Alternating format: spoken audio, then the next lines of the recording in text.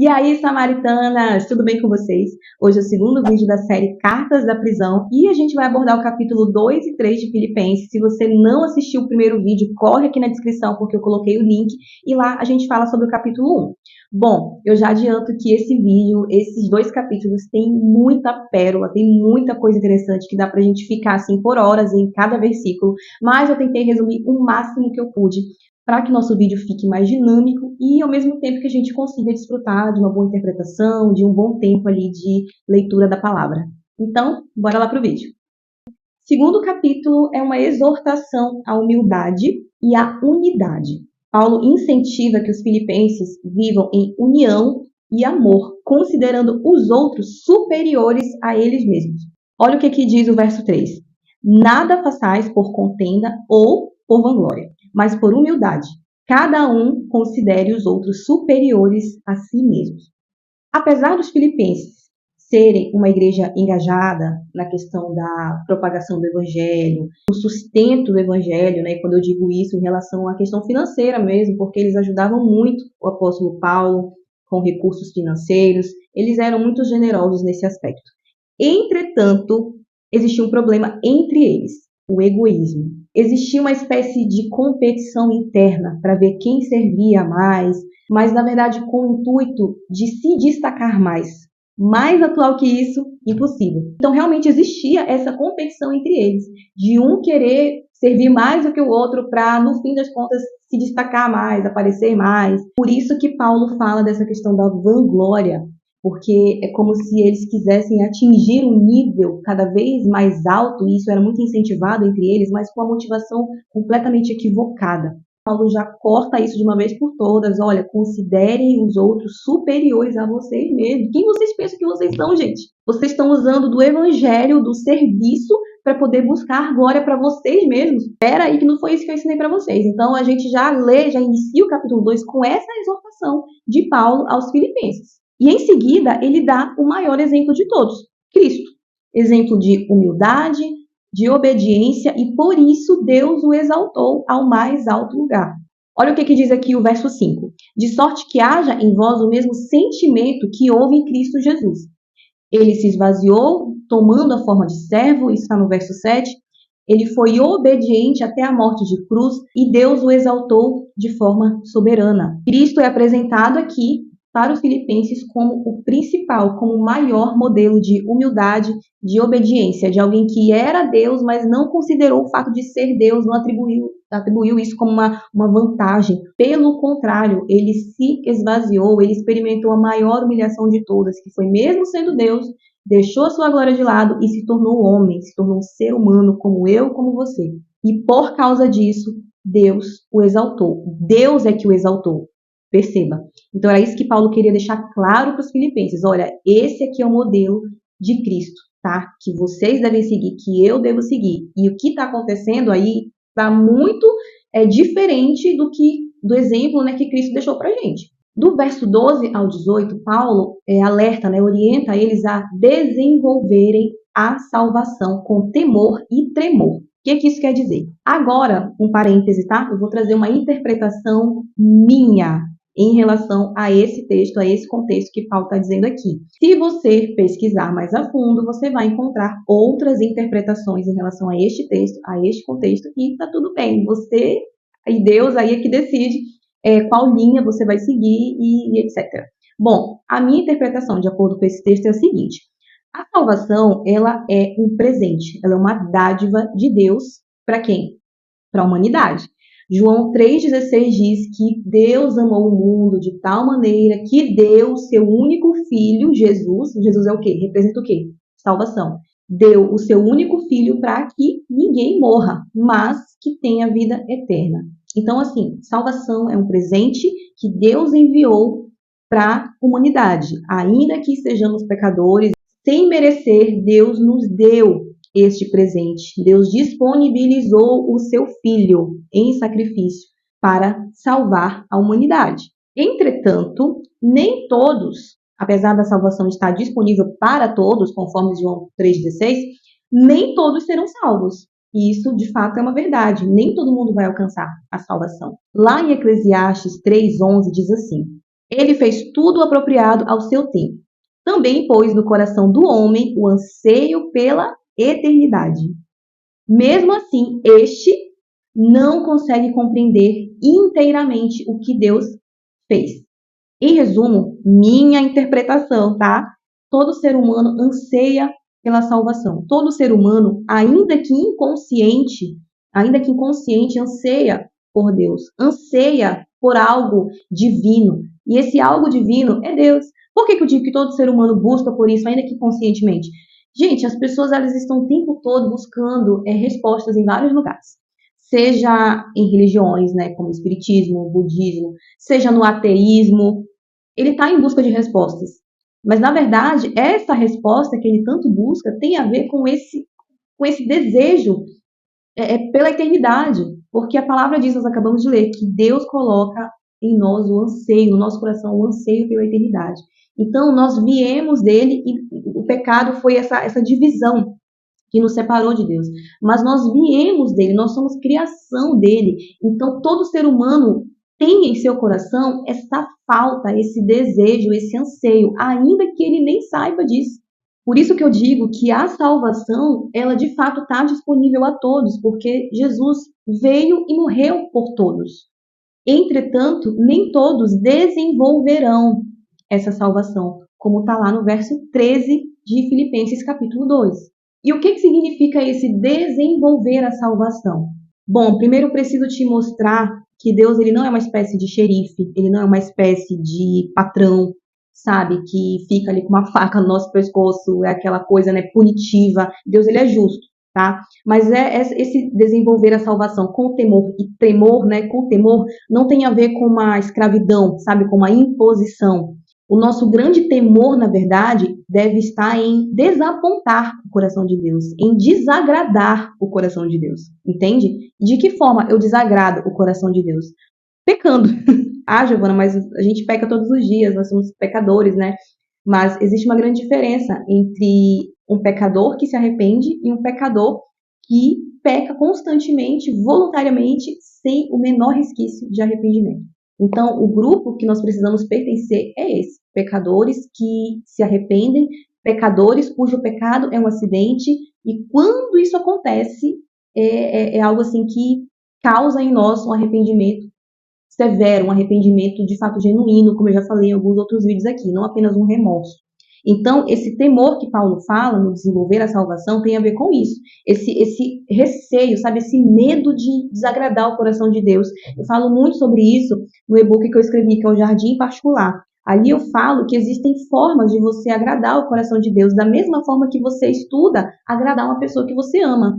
Quando você começa um relacionamento, por exemplo, amoroso, quando você está namorando, está em noivado, ou até mesmo no casamento, você faz de tudo para agradar aquela pessoa amada. Você estuda o que aquela pessoa gosta, o que ela quer ouvir de você, qual é a comida preferida dela. Você estuda de fato aquela pessoa, você mapeia aquela pessoa porque você quer agradá-la. E quando você desagrada essa pessoa amada, o seu coração se entristece. Você fica triste porque, poxa, eu magoei uma pessoa que eu amo. Ah, Giovana, mas Deus não se magoa. Não é isso que eu quero dizer, gente. É que este temor precisa estar no nosso coração. Este temor de desagradar a Deus precisa estar no nosso coração. Porque esse temor justamente nos blinda de fazer coisas que são contra a vontade de Deus, que são coisas que realmente são contra a sua palavra. Então, o temor que Paulo está dizendo aqui é esse: desenvolva a salvação de vocês de modo que vocês tenham temor e tremor diante disso. No verso 14 e 15, ele diz que nós devemos ser como luzeiros, né? Algumas versões dizem como estrelas no mundo, brilhar como estrelas no mundo, sem murmurações, sem reclamações, como de fato bons cristãos ali, né? Representando o reino.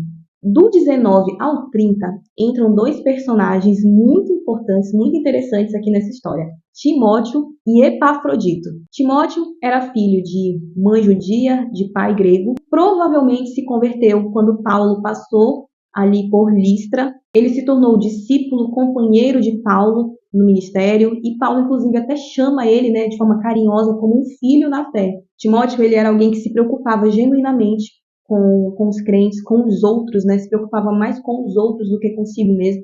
Então, Paulo, ele usa essa pessoa, esse personagem que é Timóteo, como exemplo para os filipenses. E também Epafrodito, que era um membro da igreja de Filipos, foi enviado até Paulo, né, pelos filipenses para levar uma oferta para Paulo e para servir, né, Paulo de alguma forma. Ele ficou doente, Paulo não cita qual é essa doença, mas é uma doença grave, porque ele diz que ele quase morreu. Inclusive, os filipenses ficam bem preocupados por conta dessa doença de Epafrodito, tudo indicando que ele de fato era uma pessoa muito benquista, né, uma pessoa muito, muito querida, tanto por Paulo quanto pelos filipenses. Por isso, Paulo usa ele como exemplo de servo fiel, de companheiro de luta, de alguém realmente que ama as pessoas, né, ama o ministério, se dedica de fato às pessoas em primeiro lugar. E juntamente com Timóteo, eles dois são esse exemplo de servos fiéis a Jesus acima de tudo.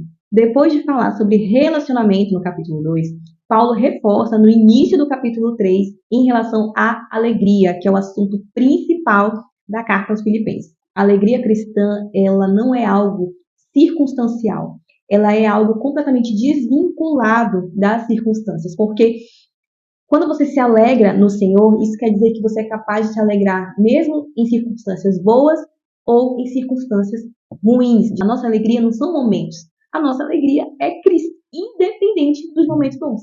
Dado esse recado, no verso 1, ele já começa a exortação novamente. Ele alerta os filipenses sobre os falsos profetas.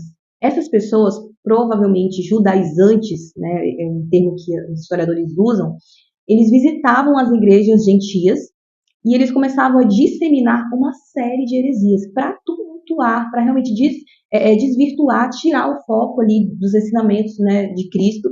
E Paulo, ele denunciava essas heresias constantemente. Uma delas estava em relação à circuncisão, um assunto muito debatido, gente, naquela época. Circuncisão precisa, não precisa? E Paulo, ele batia nessa tecla o tempo todo. Olha, não precisa circuncidar. A circuncisão precisa estar no nosso coração. O nosso coração é que precisa passar por esse processo de transformação. Se vocês querem fazer circuncisão física, volto a dizer, procurem aí o que é circuncisão, que eu não vou entrar nesse método. Se vocês querem fazer circuncisão, vocês estão me relatando que vocês querem fazer algo na carne. Vocês estão dizendo que a salvação depende de uma circuncisão, de algo feito na carne, algo físico. Isso não é verdade. Cristo morreu, Cristo ressuscitou, a salvação está aqui disponível para nós. A gente não precisa fazer nenhum tipo de ritual, nenhum tipo de cerimônia. Não precisa. Se você está defendendo essa prática, você está vivendo na carne. E aí ele até fala, olha, se é para viver na carne, então seria a primeira pessoa a me vangloriar, a me destacar entre vocês, porque eu sou judeu, eu era zeloso com a lei, eu era fariseu, eu era impecável, mais ou menos isso, né, de acordo com a lei judaica, passei pela circuncisão ao 8º dia, como manda lá o figurino. Então, assim, se era para receber algum tipo de honra, de glória, eu seria o primeiro a entrar nessa fila, porque eu me encaixo em todos esses requisitos que vocês estão impondo aí. E então vem mais uma frase, né, muito falada, muito famosa pelo apóstolo Paulo, mas o que para mim é lucro, agora eu considero perda por amor a Cristo. Então Paulo está dizendo o seguinte para eles, olha, se eu fosse seguir essa heresia, essa loucura de vocês aí, eu teria até mais vantagens aqui na Terra, porque eu cumpro todos esses requisitos e eu sou até superior a vocês, digamos assim. Mas eu abro mão de tudo isso, porque tudo isso é uma grande mentira. Isso tudo é enganação, isso é falso. Então, eu abro mão de todas essas vantagens terrenas por causa de Cristo. Por amor a Cristo, por amor ao evangelho verdadeiro de Cristo. E do verso 12 ao 21, Paulo já vai ali caminhando, né, para quase final ali da carta, e ele fala, olha, não que eu já tenha alcançado, né, a perfeição, enfim, mas eu prossigo para o alvo. Eu tenho uma meta, eu tenho um alvo. Que alvo é este? Cristo. O alvo é o prêmio da soberana vocação de Deus, Cristo Jesus. E falando de vantagem terrena, com certeza Paulo se lembrou da sua cidadania romana, que era uma vantagem que ele tinha, na verdade. E ele termina dizendo, a nossa cidadania não é terrena, a nossa cidadania é celestial. Existe algo maior, existe algo que a gente não consegue pegar, que a gente não consegue apalpar, mas nós temos essa fé, nós temos essa promessa de que nós venceremos com Cristo, que nós nos encontraremos com Ele na glória. É por isso que nós estamos aqui, é por isso que nós brigamos, é por isso que nós fazemos o que fazemos. Então Paulo estava trazendo para eles na verdade, renovando a fé dos filipenses, né, em relação a isso. Olha, vantagens terrenas, isso aqui não é nada comparado ao que nós iremos alcançar na glória celestial com o Senhor. Então, o que eu posso tirar, muitas lições, né, a gente pode tirar, mas o que em destaque fica mesmo assim no meu coração, lendo esses 2 capítulos, é que a caminhada cristã, ela se resume à obediência e a servir o outro. Obediência a Cristo e a servir o outro, sabe? Colocar as necessidades do outro acima das minhas e avançando em direção a um alvo, ao céu, em direção à nossa cidadania celestial, porque de fato nós não somos daqui, nós estamos aqui de passagem. Será que eu estou vivendo como uma cidadã terrena ou como uma cidadã celestial? Porque mesmo estando na terra, eu consigo, é possível viver de acordo com a cidadania do céu. Nós temos inúmeros exemplos, inclusive Paulo é um deles e está exortando sobre isso. Olha, vivam aqui de maneira que vocês exerçam a cidadania celestial, aqui nesta terra. É possível sim fazer isso. Eu estou fazendo isso? Eu estou representando a minha cidadania de forma honrosa, de forma digna, e que a gente possa viver com essa mesma atitude do apóstolo Paulo, que nós possamos tomar como exemplo Timóteo e Epafrodito, pessoas realmente servas de Cristo em primeiro lugar, pessoas que viam a necessidade de seus irmãos, que supriam a necessidade de seus irmãos, de forma que eles não se preocupavam com eles mesmos, mas eles colocavam os outros, sabe? Quando eu digo os outros, é todo mundo mesmo, sabe? Eles não tinham uma seleção, não, esse aqui eu vou colocar mais do que o outro. Não, eram pessoas realmente que se preocupavam com os outros sem almejar nada em troca, até mesmo ministerialmente, porque quantos exemplos ruins nós temos hoje em dia de ministérios, né, onde a pessoa, de fato, mostra uma aparência de preocupação com o próximo, mas sempre querendo algo ali por trás. A gente sabe que no mundo é assim, mas nós somos chamados para fazer a diferença, para ser estrelas, para brilhar na nossa cidade, para sermos estrelas como luzeiros aqui nesse mundo. Então, nós precisamos realmente ter essa consciência. Não seguir o padrão que esse mundo estabelece, sempre querendo algo por trás, algo em troca. Ah, não, peraí, vou investir aqui em fulano, que eu vou ter um retorno ali na frente. Isso acontece dentro da igreja, gente, porque os filipenses estavam caindo nesse erro. Por isso, Paulo dá esse exemplo de Timóteo e Epafrodito. Se você gostou do vídeo de hoje, não se esqueça de se inscrever neste canal, curtir, comentar, compartilhar. Envia para quem você ama. Semana que vem eu volto para a gente finalizar Filipenses capítulo 4 e dar continuidade à série das cartas da prisão. Beijo e até semana que vem.